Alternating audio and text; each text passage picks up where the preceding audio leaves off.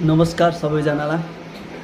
यदि तपाईहरूको पनि अनि मेरो जस्तै वाच टाइम पुरा भइरहेको छैन, हजार सब्सक्राइब भएको छैन अनि 4000 घन्टा सब्सक्राइब पनि भइरहेको छैन, त्यसले गर्दा हामी सानो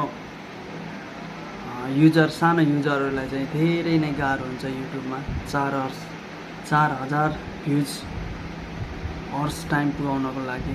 त्यसैले आज मैले पनि एउटा धेरै विकल्पहरू लाएन अनि युट्युबमा धेरै हेरेँ है। युट्युबमा हेर्दा पनि भएन, त्यसपछि के गर्ने भनेर एउटा टेक्नोलोजी युट्युबमा हेरेँ। त्यसपछि युट्युबमा 10-15वटा मोबाइलबाट आफ्नो भिडियो चाहिँ वाच गरिरहेको थिएँ। त्यसमा पनि 0.25 मा लगाएर 15 मिनटको भिडियोलाई चाहिँ ठ्याक्कै 30 मिनट लाग्दो रहेछ वाच टाइम हुँदा। 15 मिनटको भिडियोलाई 30 मिनटको वाच टाइम दिँदो रहेछ। त्यसैले म पनि आज त्यही ट्राई गर्छु भनेर यस्तो गरेछु क्या मैले पनि। हेर्नुहोस्, एउटा वाच टाइम यता छ मेरै भिडियो, यता पनि मेरै भिडियो छ, यता पनि मेरै भिडियो छ। तिनटाबाट मैले कम्ती 1 घन्टा बस्यो भने मेरो 1 घन्टा वाच टाइम भन्दा 3 घन्टा त गयो नि। दिनको 3 घन्टा पुग्यो भने पनि केही हुन्छ भनेर मैले चाहिँ यस्तो लगाएको है।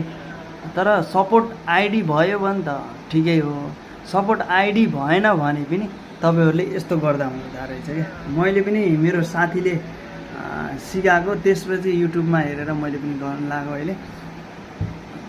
अब हेरौँ है त कति वाच टाइम कति छिटो पुगाउन सक्छु या सक्दैन भन्ने धारणा लिएर म युट्युबमा आएको छु।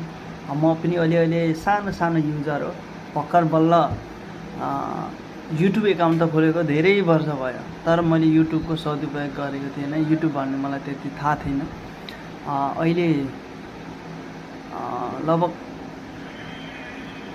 2 मन्थ भयो युट्युबमा गर्न सके पार छ है भनेर मेरो साथीले जानकारी दिए थिए कि मैले पनि यसो कोसिस गरौँ न त, कोसिस गर्दा पनि हुने हो, यसलाई दुःख गर्नु परेन, केही गर्नु परेन भनेर म चाहिँ अहिले आफ्नो भिडियोमा वाच टाइम पुगाउनको लागि कडा मिहिनेतको साथ लागिरहेको छु। तर यसमा सफल हुन्छु या हुन्न भन्ने कारणले मात्रै पछि त भइरहेको छ है।